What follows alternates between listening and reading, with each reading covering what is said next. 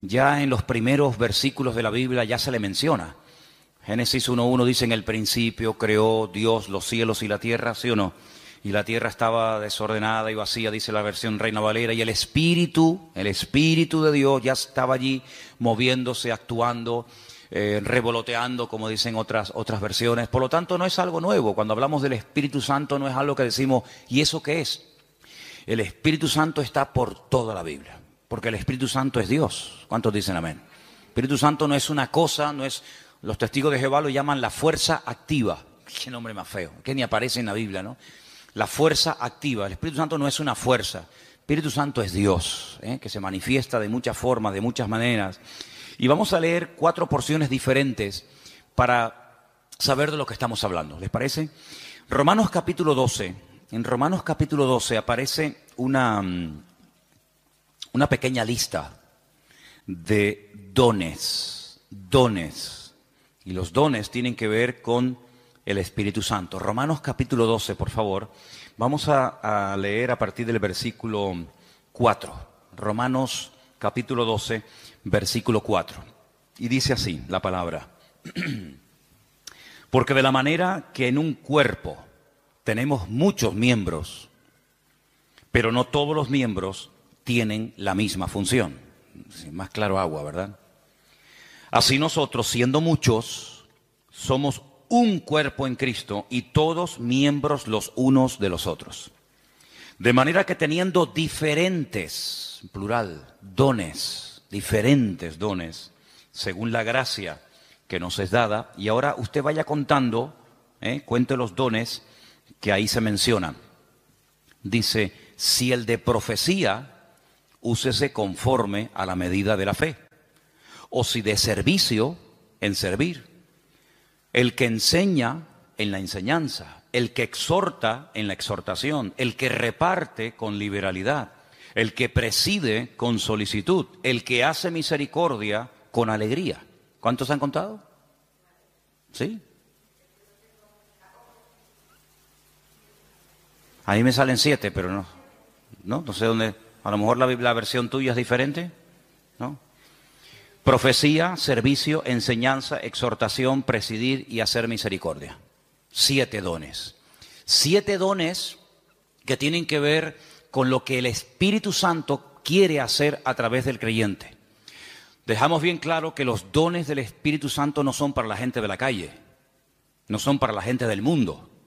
Los dones del Espíritu son las herramientas, permítanme utilizar esa palabra, que el Señor le ha dado a sus hijos, y en el cuerpo de Cristo, que es la iglesia, es donde se tienen que manifestar y donde se tienen que utilizar esos dones. ¿Cuántas veces has oído decir que todo creyente tiene un don? Todos los creyentes tienen como mínimo uno. Hay creyentes que tienen lógicamente más, pero como mínimo todos los creyentes, todas las personas que han nacido de nuevo, tienen uno. ¿Sabes cuál es? ¿Sabes cuál es tu don? Algunos dirán, no, pues mal hecho. Porque si no, entonces, ¿a qué te dedicas? En el Señor, ¿a qué te dedicas? Tú te tienes que dedicar a ser usado en el don que Dios te ha dado. Esa es la aportación que tú tienes que dar a la congregación, a los hermanos en Cristo. Por lo tanto, si no sabes cuál es tu don, nos estás, entre comillas, perjudicando, ¿no? A todos. Porque lo que usted tiene que aportar no lo está aportando. Si sabes cuál es tu don, pero no lo estás utilizando, pues también estás obrando mal.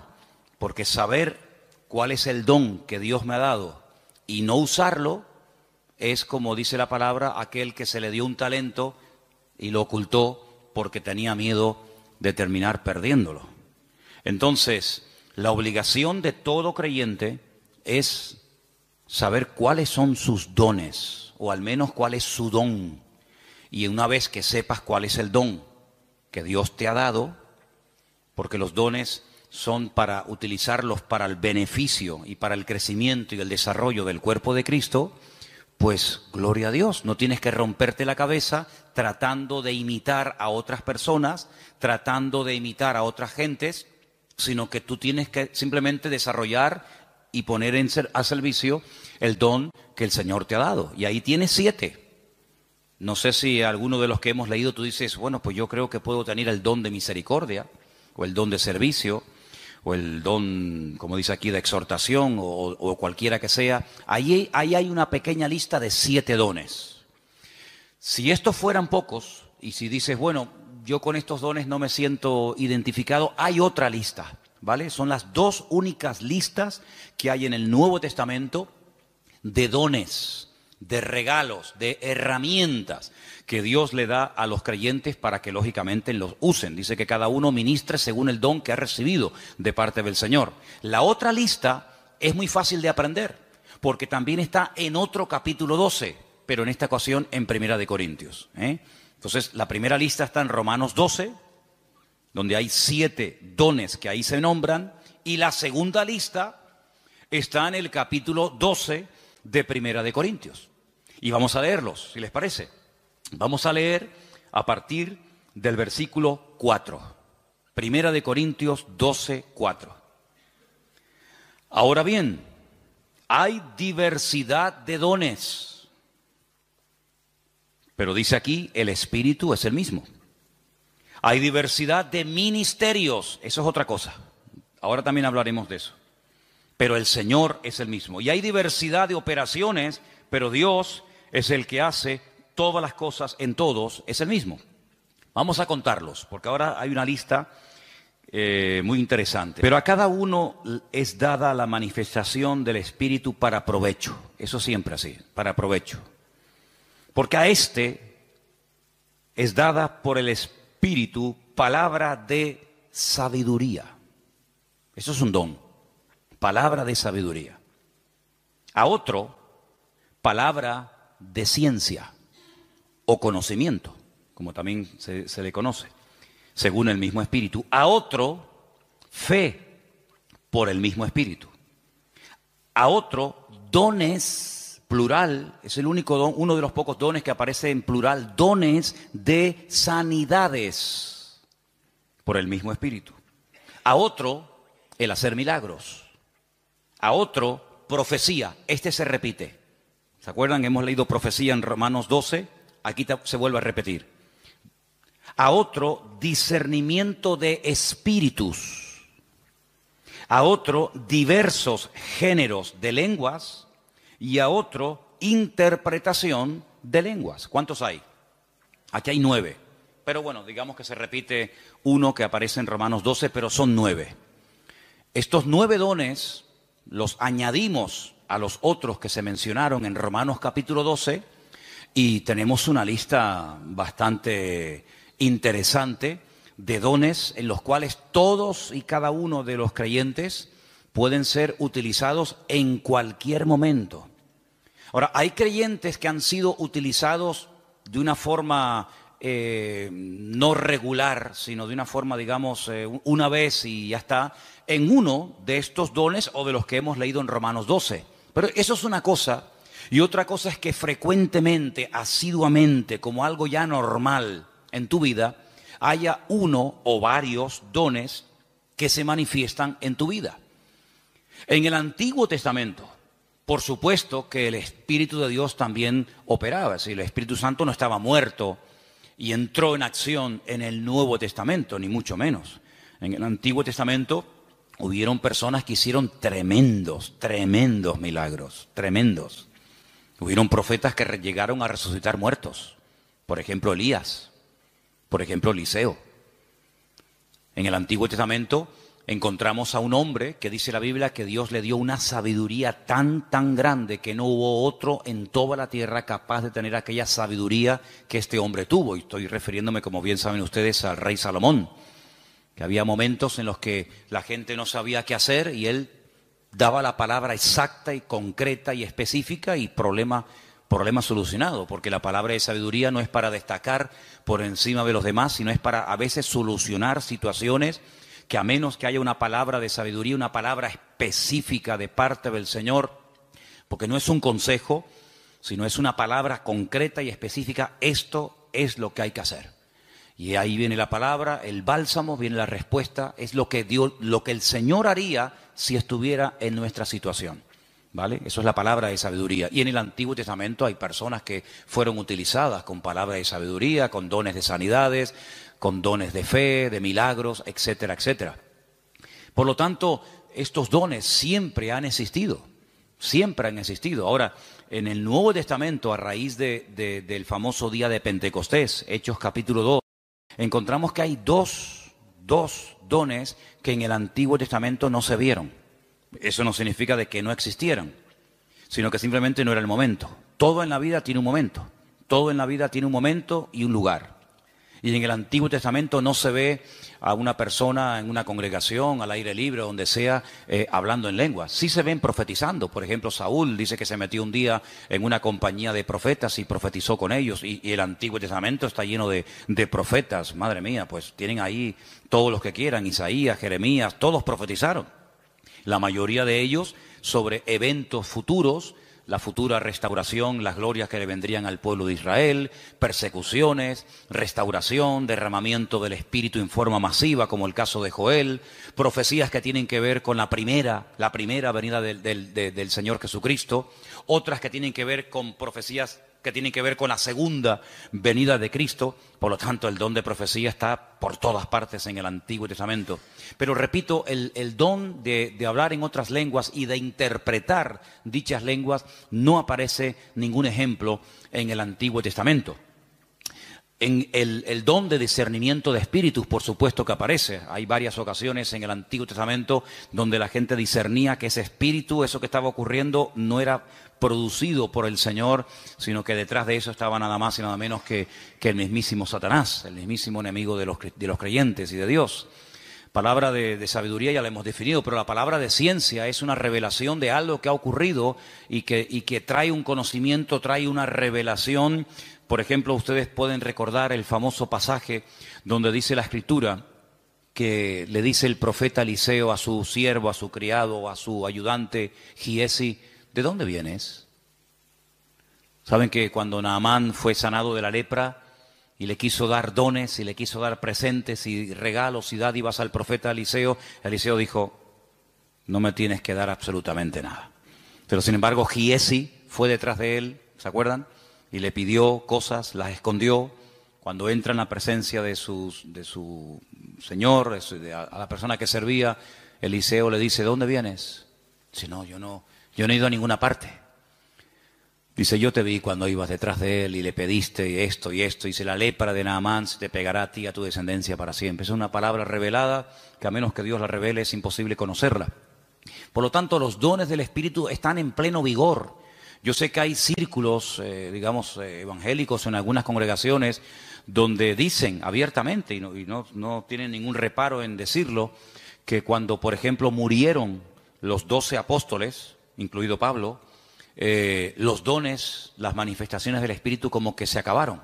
Ya tenemos la palabra, pero es curioso porque la palabra completa no se tuvo cuando murieron los 12 discípulos.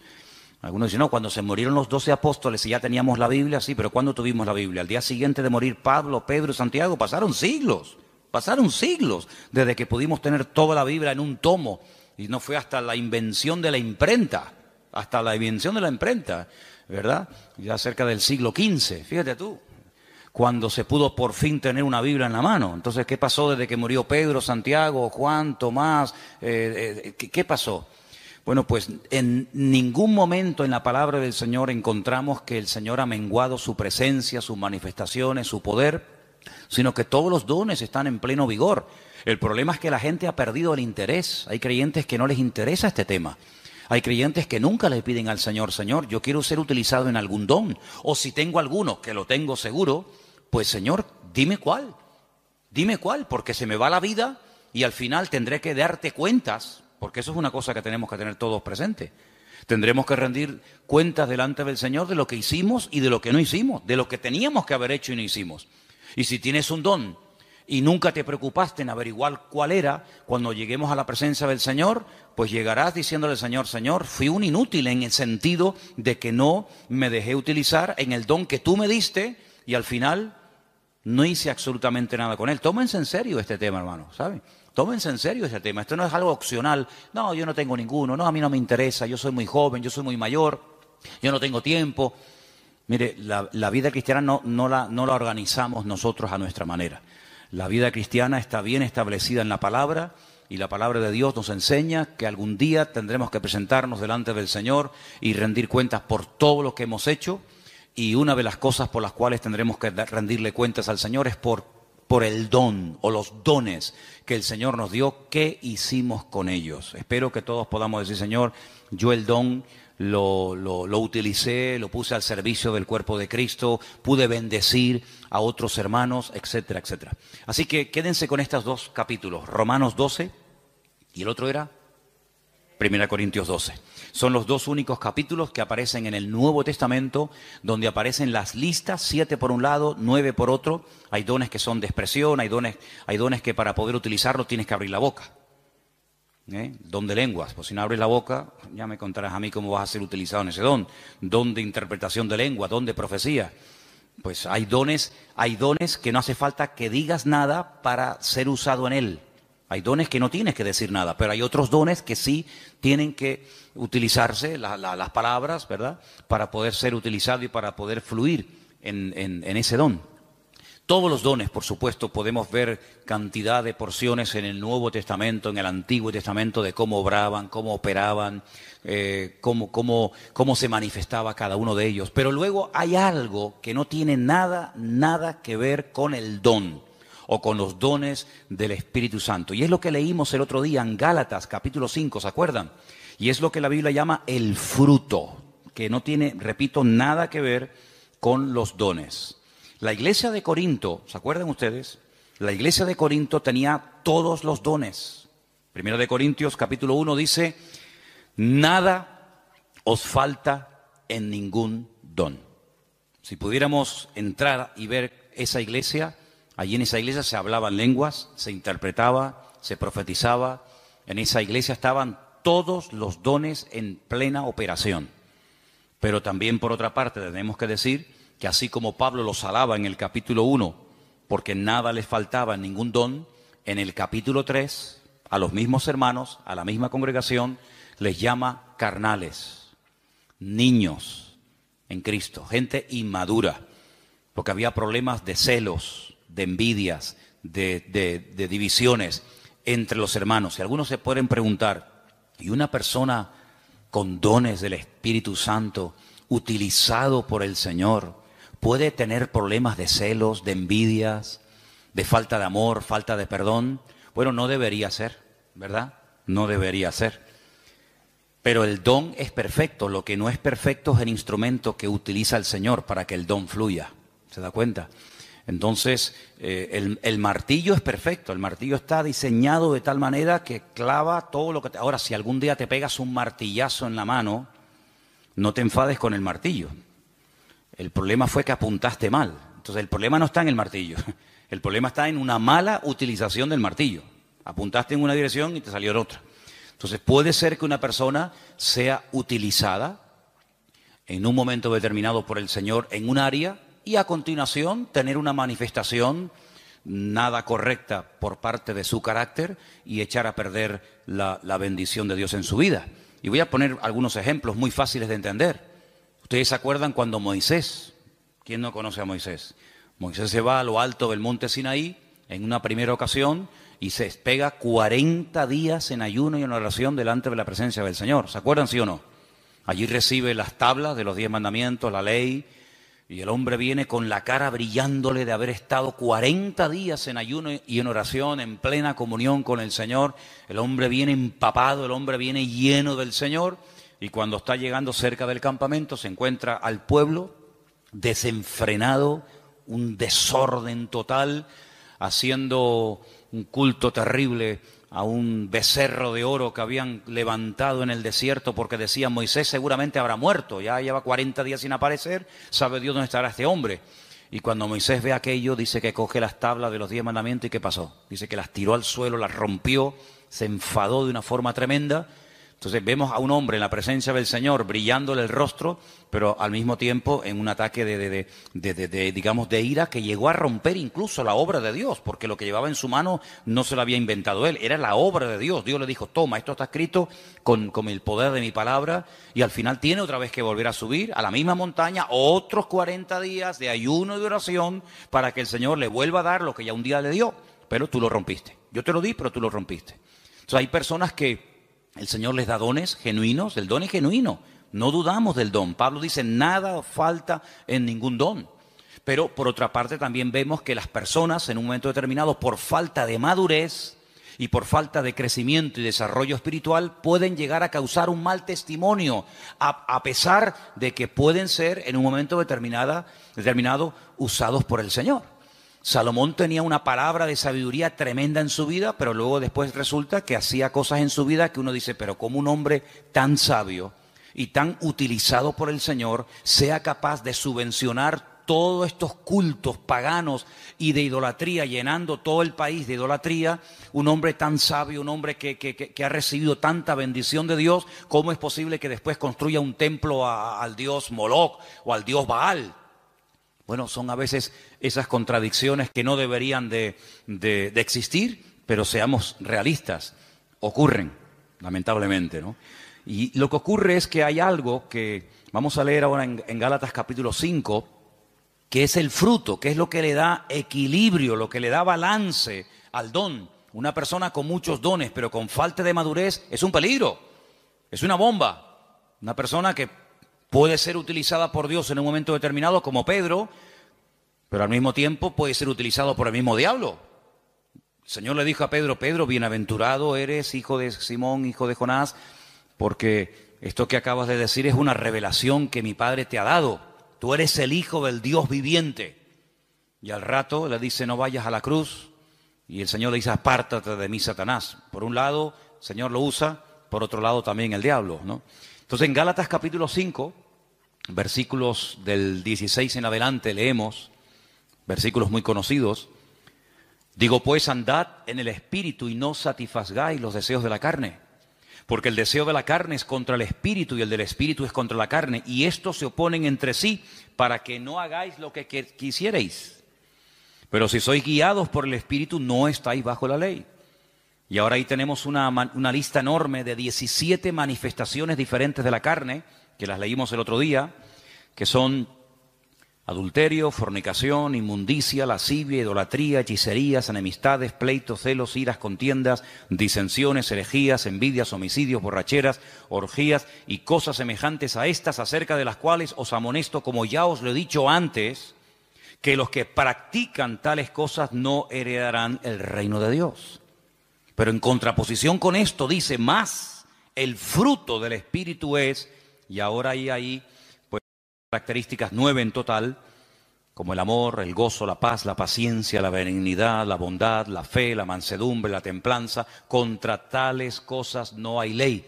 Son principios del mismo carácter de Cristo en la vida de un creyente, que es lo que en cierto sentido le da credibilidad y le da peso a una persona que lleva años en los caminos del Señor. El don es inmediato. Usted no tiene que ir a una escuela a aprender a profetizar. Por ahí ha habido algunas iglesias que le enseñan a la gente a profetizar y incluso algunos dicen, no, repita conmigo estas palabras y te enseñan a hablar en lenguas. Pero esos son cuentos chinos. ¿Sí? El don no se puede aprender en una academia, entonces ya no es un don, es algo aprendido. El don es algo que Dios te da, o lo tienes o no lo tienes. No es que estoy aprendiendo. ¿Aprendiendo a qué? Hay gente que confunde a veces dones con talentos. Hay gente que sabe tocar la guitarra. Pero usted no se levantó un día y se compró una guitarra en una tienda y dijo, ¡ay, qué bien toco! Nadie se levanta por la mañana tocando bien la guitarra. Lleva años. Mira, yo estuve un tiempo ahora sin tocar la guitarra y perdí los callos. Tienes que tener callo en estos 4 dedos. Empecé a tocar otra vez y me dolía tanto, ya no, pero me dolían tanto los dedos porque dejé de tocar. Que si Isma lleva la alabanza, que si Matías está aquí, yo digo, ya dejo de tocar. Y volví otra vez a cogerla y me dolía una barbaridad hasta que sale el callo. Y si quieres aprender notas, si quieres aprender a cambiar de una a otra, si quieres tener velocidad, etcétera, etcétera. Pero eso no es un don, eso hay que aprenderlo. Para eso tienes que estudiar y practicar y preguntar y ver y esto. Pero los dones no se aprenden, no se estudian. Quiero tener el don de sabiduría. Voy a ir a una escuela para que me den 8 horas intensivas de sabiduría. Entonces, cuando salga, graduado en palabra de sabiduría. No existe eso. Entonces, los dones son una cosa y los talentos son otra cosa. Hay gente que tiene talentos de cantar, de tocar la guitarra, no sé, de tocar el piano o cualquier otra habilidad, pero no tiene nada que ver con dones espirituales. Luego también hay gente que confunde lo que saben hacer o lo que hacen con un ministerio. Dice, yo tengo el ministerio de la danza. ¿Y eso dónde está en la Biblia? Yo tengo el ministerio de cantar. Entonces confunden dones, confunden talentos, confunden habilidades. Y vamos a ver la última lista que quería compartir con ustedes. Ahora vamos a hacer un repaso. En Efesios capítulo 4, ahí se mencionan los ministerios. Los dones es una cosa, los talentos es otra cosa, el fruto es otra cosa y los ministerios es otra cosa completamente diferente. Y aquí vamos a leer una porción un poquito más extensa para que ustedes sepan para qué son los ministerios. Estamos en Efesios capítulo 4. Efesios capítulo 4. Y voy a leer a partir del versículo 11. Efesios 4, versículo 11. ¿Lo tienen, hermanos? Y él mismo constituyó a unos apóstoles, a otros profetas, a otros evangelistas, a otros pastores y maestros. ¿Cuántos hay? ¿Cuántos ministerios? Cuéntelos. Los mismos dedos que tiene en su mano. 5. Apóstoles, dice aquí versículo 11. Segundo, profetas, evangelistas, pastores y maestros. ¿Lo podemos decir los 5 ya? A ver. Apóstoles, profetas, evangelistas, pastores y maestros. Esos son los 5 ministerios. Esos son los 5 ministerios. ¿Dónde está el ministerio de tocar la guitarra? ¿Dónde está el ministerio de danzar?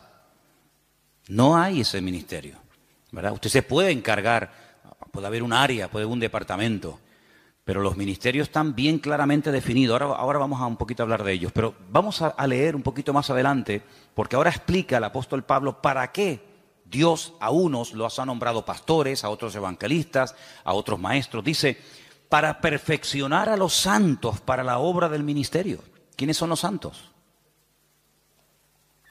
¿Quiénes son los santos? ¿Usted es un santo?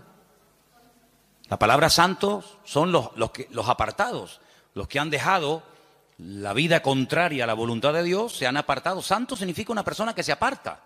Nada más que eso, no es una cosa, no es un señor. Usted cuando salga del culto no intente mirarle la coronita. Saben que a veces en los cuadros aparece así como una cosa redonda.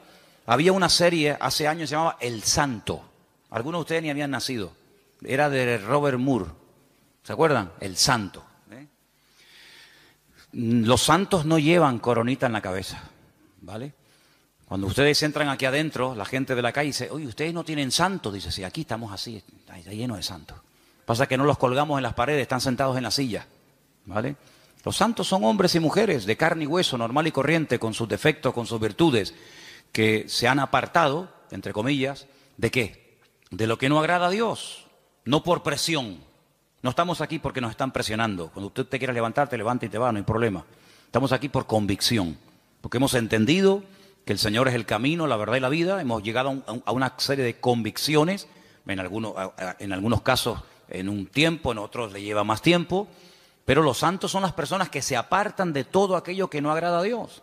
Entonces dice que el Señor ha levantado, ha perfeccionado a estos 5 ministerios para ayudar a los santos, para perfeccionarlos, para la obra del ministerio, para la edificación del cuerpo de Cristo, ¿vale? Hasta que todos lleguemos a la unidad de la fe. Esa es la meta, ese es el objetivo, que todos lleguemos a la unidad de la fe y del conocimiento del Hijo de Dios, a un varón perfecto, a la medida a la medida de la estatura de la plenitud de Cristo. ¿Cuál es la meta? Que la gente nos ministra, que nos predican, que nos exhortan, que nos enseñan, que nos pastorean. ¿Para qué? Para que lleguemos al nivel, a la medida del Señor Jesucristo. Nos falta mucho todavía, ¿eh? ¿Sí o no? Nos falta mucho. Pero bueno, esa es la meta. Y sigo leyendo, versículo 14. Para que ya no seamos niños fluctuantes, llevados por doquiera de todo viento de doctrina, por estratagema de hombres, que para engañar emplean con astucia las artimañas del error, sino que siguiendo la verdad en amor, crezcamos en todo en aquel que es la cabeza, esto es Cristo, de quien todo el cuerpo, toda la iglesia, bien concertado y unido entre sí por todas las coyunturas que se ayudan mutuamente, según la actividad propia de cada miembro, recibe su crecimiento para ir edificándose en amor. Tal vez el mejor ejemplo para entender lo que debería ser una iglesia es el cuerpo humano. Y ahí todos me van a entender. Porque usted a lo mejor nació en un país, otros nacieron en otro país, unos tienen una edad, otros tienen otra, unos son hombres, otros son mujeres, pero todos tenemos un cuerpo, ¿vale? Y por eso es el mejor ejemplo para entender lo que debería ser una iglesia. En un cuerpo hay centenares de órganos, de células, de huesos, de arterias, de venas, de músculos, pero todos tienen una función, no hay nada que sobra. Nada, ni un solo miembro sobra. Hay huesos que son muy largos, huesos que son prácticamente imperceptibles, están aquí dentro del oído, ni se ven, pero si no lo tuviéramos estaríamos sordos, perdidos, no escucharíamos nada.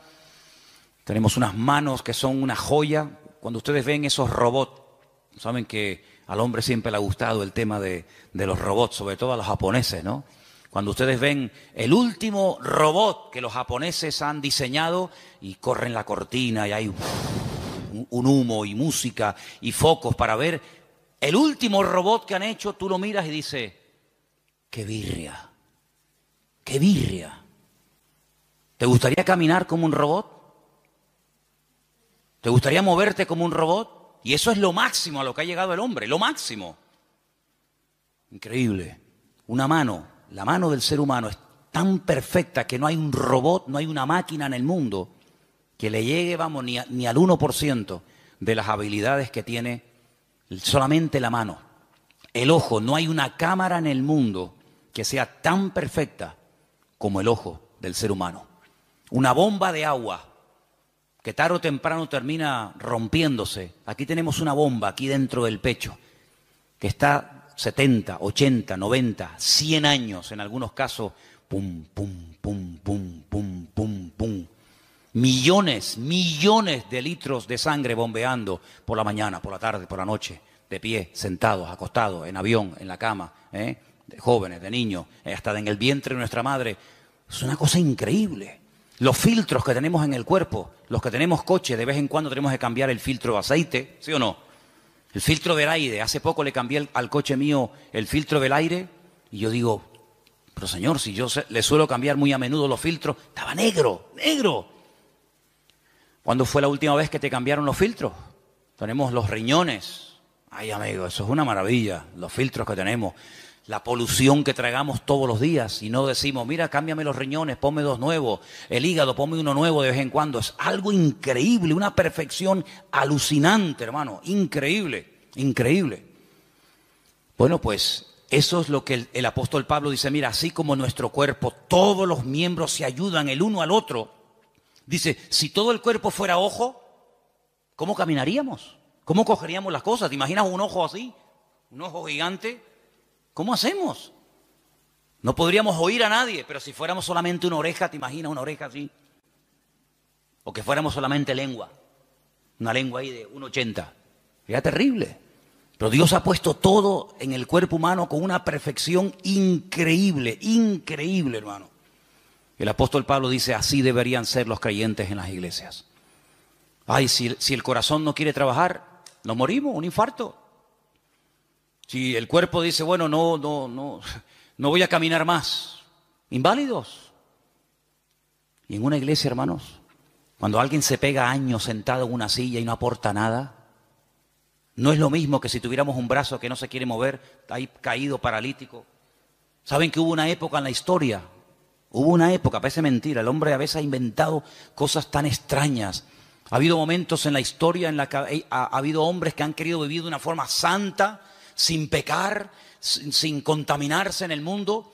Y hay casos de personas que se pegaron 20 años en lo alto de una columna, allá arriba, porque no quería tener contacto con el mundo. Gente que se amarraban los brazos y los brazos terminaban perdiendo la movilidad. ¿Qué te parece? Pero ¿cuántas veces en las iglesias encontramos que hay gente que son personas que no aportan? Son grandes orejas, son orejas enormes. Imagínense venir un día a la iglesia y encontrarte una oreja así, ahí en una silla, en la otra, orejas así, sí. ¿Y estos quiénes son? Los oidores. Estos son los que oyen. Sería terrible, ¿no? Sería terrible. Pero así como en el cuerpo, cuando un miembro no quiere funcionar, el cuerpo se enferma. Así de claro, y hay que operarlo, hay que meterlo en el quirófano. En una iglesia, cuando un miembro no desarrolla sus dones, sino oye, y venga a oír, y venga a oír, y venga a oír, y venga a oír, y el hermano se murió oyendo sermones. Ahí enterramos al hermano, a la hermana Doña Oreja, la Doña Oreja. Pues pasa exactamente igual. Entonces deberíamos tener esa mentalidad de decir, Señor, así como en el cuerpo los miembros tienen que funcionar, mis manos tienen que funcionar, mi mente, mis ojos, mis oídos, mis riñones, mis pulmones, mis pies, mi oreja, todo tiene que funcionar a la perfección cuando yo quiero hacer uso de ellos. Pues la Biblia dice que la iglesia es como un cuerpo, pero cuidado, hay un detalle muy importante. Dice que la iglesia es un cuerpo, pero la cabeza del cuerpo es Cristo. ¿Cuántos dicen amén? ¿Y por qué dice la cabeza? Porque de la cabeza, amigos, salen todas las órdenes. Usted puede tener unas piernas de oro, puede tener un corazón maravilloso, pero si la cabeza no funciona, amigo, Cristo es la cabeza de la iglesia. Él es el que da las órdenes, Él es el que dice, quiero utilizar esta mano, quiero utilizar esta boca, quiero utilizar a este hermano, quiero utilizar a este joven, quiero utilizar a esta familia. Y el miembro no se puede negar, porque el que recibe las órdenes es el miembro, pero el que las da es la cabeza. ¿Y cuántas veces nosotros con nuestra actitud le decimos al Señor, no, yo no? Es como si yo le diga a mis manos, coge la Biblia y lee, y la mano dice, no quiero trabajar. ¿Y cómo cojo la Biblia? Claro, algunos me dirán, pero hay gente que pinta unos cuadros preciosos con la boca. Sí, pero eso no es lo normal. La excepción no confirma la regla. He visto gente, hace poco vi en un canal esto de internet, vi a un chico que toca la guitarra con los pies, que ya me gustaría a mí con las manos tocar la guitarra como este la toca con los pies. Algo increíble, pero no es lo normal. La guitarra no está diseñada, la forma de una guitarra está diseñada para que se toque con las manos, con las dos, con la derecha y con la izquierda. Puede ser que una persona toque la guitarra con los pies, sí, pero no es lo normal. Entonces, cuando en una congregación hay personas que tienen dones, que tienen talentos, que han escuchado durante años y años y años palabra, pero no aportan, es como cuando un miembro del cuerpo humano dice no quiero trabajar. Entonces, todo el resto del cuerpo se perjudica porque las manos no quieren trabajar. ¿Cuántas veces vemos a personas por la calle que van en silla de ruedas? ¿Por qué? Porque sus piernas no funcionan. Sí, todo lo demás le funciona, pero las piernas no caminan. Entonces, en una congregación nos tenemos que mentalizar que todos tenemos que aportar algo. Todos tenemos algo que aportar. Y cuando tú te niegas por tu carácter, por tu timidez, por tus complejos, por lo que sea, te niegas a aportar, te niegas a involucrarte, te niegas a colaborar, estás perjudicando a todos. Es como si yo esta tarde dijera, no voy a predicar. Y me subo aquí a la plataforma y ustedes dicen, ¿y qué le pasa hoy a Manolo? ¿No? Que dice que no va a predicar. ¿Y entonces? Armandito dice que no quiere tocar la guitarra. El padre que está allí en el ordenador dice que hoy no va a grabar. La batería. Veo que de oídos estáis muy bien. ¿Qué te parece, amigo? Entonces, si hiciéramos un día un experimento y dijéramos, bueno, Armando, padre, lo vamos a poner en la batería. Y al hijo lo vamos a poner en la guitarra. Y a Ima la vamos a poner que toca el bajo. Y al otro lo vamos a poner que... No funciona. Porque tenemos que ser un equipo. Y para que todo funcione, cada uno tiene que estar en su sitio. ¿Quién es el que nos pone en el sitio? Bueno, por supuesto el Señor. Siempre las respuestas nuestras a veces son muy espirituales. El Señor es mi pastor, nada me faltará. Ya, pero tu pastor terrenal, ¿quién es? ¿Tu iglesia cuál es? No, yo pertenezco a la iglesia universal del Señor. Ya, me parece muy bien, hermana, pero su iglesia en la tierra, ¿cuál es? ¿Verdad? ¿Quién le pone en el sitio? No, el Señor me pone, ya, el Señor le pone, pero ¿a través de quién le pone? Cuando las ovejas se levantan por la mañana y tienen hambre, ¿cuál de todas las ovejas decide a dónde se tiene que ir el rebaño a buscar pasto? ¿Cuál? ¿La más vieja? ¿La más joven? ¿La más lista? ¿La más guapa? ¿La más gordita? Ninguna. Porque esa no es una responsabilidad del rebaño. Esa es una responsabilidad del pastor. Y el pastor sabrá si tiene que ir al norte, al sur, abajo, arriba. Para eso están los pastores. Y entonces cuando hemos leído esta tarde en este último pasaje de los ministerios, los apóstoles, los pastores, los evangelistas, tenemos que saber cuáles son las funciones de estos ministerios para que podamos dejarnos ayudar y para que el Señor nos vaya mostrando cuál puede ser nuestro sitio y una vez que lo descubramos, poder servir al Señor de una forma eficaz y no estar dando palos de ciego y que se nos va la vida y al final muchos planes, muchas ideas, muchos proyectos, pero al final no concretamos nada. Y bueno, los apóstoles son las personas que tienen el ministerio más amplio. Algunos dicen, bueno, por hoy en día no hay apóstoles. Bueno, de acuerdo, aunque bueno, les digo una cosa, dicho sea de paso, aquí tal vez en Canarias, aunque hay alguno también, pero si usted sale por ahí un poco, hay más apóstoles hoy en día que en toda la época de los primeros cristianos. Hoy en día todo el mundo es apóstol. Uno va a la península hoy por hoy y ya te dan la tarjeta de apóstol tal, apóstol cual, apóstol no sé qué. Hoy en día apóstoles por todos los lados. Pero quitando el título, el apóstol es la persona que hace de todo un poco. El apóstol es un ministerio completo, es como el dedo pulgar, que es el único que es capaz de tocar a los demás, ¿no? Es un poco pastor, es un poco evangelista, es un poco maestro, es un poco pionero, es un poco de todo, ¿verdad? Es el que abre, el que pastorea, el que funda la obra. El ministerio apostólico es el más amplio de todos. ¿Sé bueno qué es? ¿Pastor? No, pues también es evangelista. O es maestro. Sí, pero también es no sé qué. Es un ministerio muy amplio. Lógicamente el ministerio de pastor está más claro que el agua, es la persona que está en una congregación, la que atiende a la iglesia, la que no solamente atiende a la iglesia, sino que cuida a la iglesia de lobos, porque en los tiempos de la Biblia el pastor dedicaba más tiempo a cuidar el rebaño de que fuera atacado por lobos que realmente a atender en sí el rebaño, porque una vez que el rebaño lo llevas al pasto ya no tienes que hacer nada más. Pero el pastor sí tiene que hacer algo más. El pastor está vigilando por si le viene el lobo por la derecha, por la izquierda, por detrás o por delante. Ya llevó al rebaño a lugares de delicados pastos. Ya la oveja no tiene que pensar en nada más, pero el pastor tiene que estar oteando el horizonte por si acaso viene algún peligro. Esa es una de las funciones tal vez más importantes hoy en día. Y dice la palabra de Dios que en los últimos tiempos una de las cosas que van a escasear son buenos pastores. Parece mentira. Los evangelistas son las personas que tienen un ministerio que sale fuera de la congregación.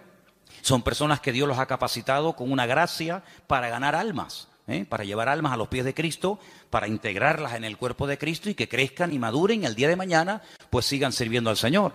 Los profetas, no es tanto el profeta del Antiguo Testamento que era el que hablaba en nombre del Señor, sino los profetas hoy en día son personas que exhortan, que amonestan, que sacuden, que motivan a la iglesia. Entonces, estos ministerios, dice la Biblia, que Dios los ha puesto en nuestro camino, en nuestra vida, ¿para qué?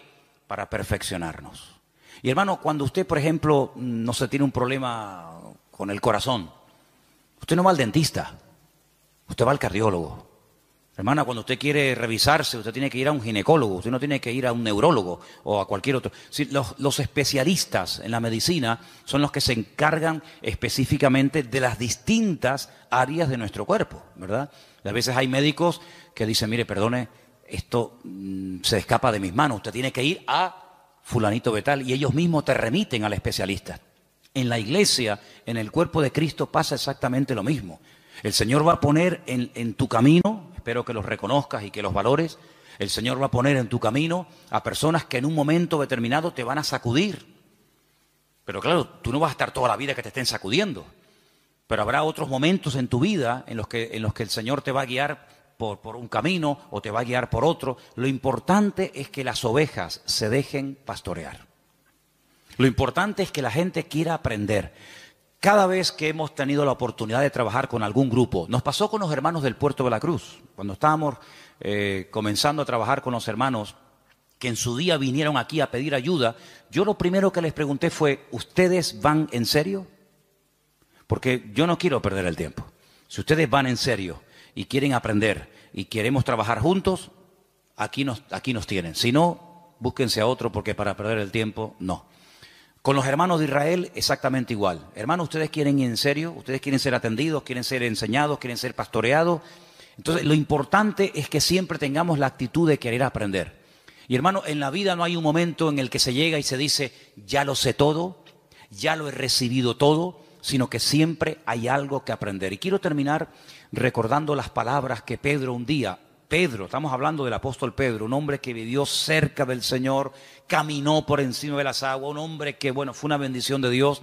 Él en una de sus cartas dice, hablando de Pablo, nuestro hermano Pablo, al cual el Señor le ha dado una gran sabiduría y a veces escribe cosas difíciles de entender, las cuales los indoctos tuercen para su perdición. Pero mira cómo Pedro reconoce la sabiduría que le ha dado el Señor a Pablo, aunque Pablo fue después de él en el ministerio, pero eso no tiene nada que ver. Es como cuando Bernabé va a buscar a Pablo, porque nadie se atrevía a acercarse a Pablo porque creían que estaba fingiendo que verdaderamente se había convertido. Dice, este es el que asolaba, el que mataba y perseguía a los cristianos antaño y ahora se quiere juntar con nosotros. La gente le temía, pero Bernabé se la jugó. Va, lo busca, lo trae a la iglesia, lo integra en el ministerio y cuando empiezan a viajar habla de Bernabé y Saulo. Pero hay un momento en el que Bernabé dice no. Pablo y Bernabé, como reconociendo lo que el Señor, la gracia que el Señor le ha dado a esta persona. Eso es respetar, eso es valorar, eso es apreciar la gracia que Dios ha puesto en determinadas personas. Así que quédense con estas 4 citas, son muy fáciles. Romanos 12, tan metidos en su mundo, en sus negocios, en su trabajo, en sus objetivos, en sus deudas, con su familia, que apenas tienen tiempo para meditar y decir, Señor, con la edad que tengo, y todavía no he hecho nada para ti.